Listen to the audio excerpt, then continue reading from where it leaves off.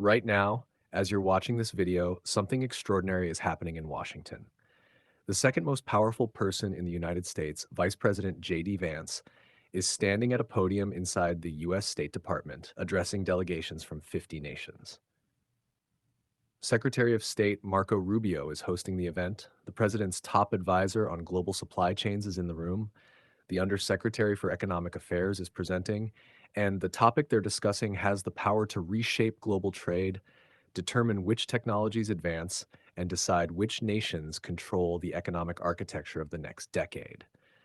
This is not a mining conference. This is not routine diplomacy. This is economic warfare, disguised as international cooperation. And by the end of this video, you'll understand why silver just stopped being a commodity and became a geopolitical weapon in the largest resource conflict since the Cold War. Because what's happening in Washington today explains exactly why silver just collapsed and why that crash was not an accident. In the next 12 minutes, I'm going to show you why today's meeting was scheduled months in advance, why it happened 4 days after the biggest silver crash in modern history, why the timing proves coordination at the highest levels of power, and what this means for anyone holding physical silver, paper contracts, or mining stocks. Subscribe now, because if you don't understand what's happening in that room, you cannot protect yourself from what's coming next. Welcome to the channel where we follow the money, not the noise, where we track power moves, not headlines. The silver crash. Everyone saw Friday's crash. Silver collapsed from $121.30 to the high 70s in a single session. Futures down over 31%. Spot silver down nearly 28%. The worst single-day collapse since March 1980 during the Hunt brothers breakdown. Over $7 trillion in combined precious metals market value wiped out. Margin calls exploded. Forced liquidations triggered more forced liquidations. Liquidity vanished. The entire derivative structure nearly broke, but almost nobody noticed what happened next. The announcement, nobody connected. On Sunday, quietly, without fanfare, the State Department posted an announcement. It read, open quote, on Wednesday, February 4th, Secretary of State Marco Rubio will host the inaugural Critical Minerals Ministerial at the Department of State. Close quote. Read that word carefully. Inaugural.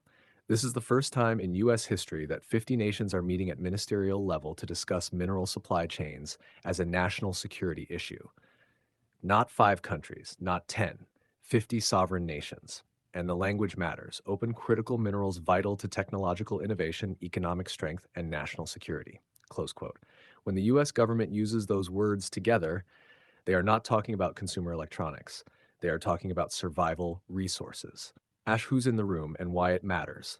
Look at who's speaking. The Vice President of the United States, the Secretary of State, the President's top supply chain strategist, the official responsible for sanctions and economic warfare. This is not an industry summit. This is not a think tank panel. This is a strategic mobilization of American power. And right now, as you're watching, those officials are coordinating a plan to secure silver and break China's chokehold on the global supply chain. Why silver became a national security asset. On November 7th, 2025, silver was officially added to the U.S. Critical Minerals list. That means 3 things were proven simultaneously. 1. Silver is essential to national security. Modern defense systems cannot function without it. Radar systems, missile guidance electronics, naval warfare systems, satellite communications, advanced military aircraft. There is no substitute that meets performance requirements. 2. The supply chain is vulnerable. China controls 60 to 70% of global silver refining capacity. Not mining, refining. That's the choke point. The U.S. imports roughly 2/3 of its silver consumption. One nation controls the bottleneck. 3. There are no viable substitutes. Silver is the most electrically conductive element on Earth. Solar panels require it. 5G infrastructure depends on it. Electric vehicles require it. Medical technology relies on it. You cannot engineer around physics. Hash the timeline that changes everything. Now watch the dates, because this is where the story breaks open. January 2026, institutional traders build massive short positions in silver. January 29th, silver hits $121.30, euphoric, parabolic, crowded. January 30th, Friday, the CME raises margin requirements 36% overnight. Forced selling begins. Stop losses cascade. Liquidity vanishes. Silver collapses 31% in hours. February 2nd, Monday, the State Department publishes the ministerial announcement. February 4th, today 50 nations convene in Washington. Let me be clear, you do not organize a 50-nation ministerial in 4 days.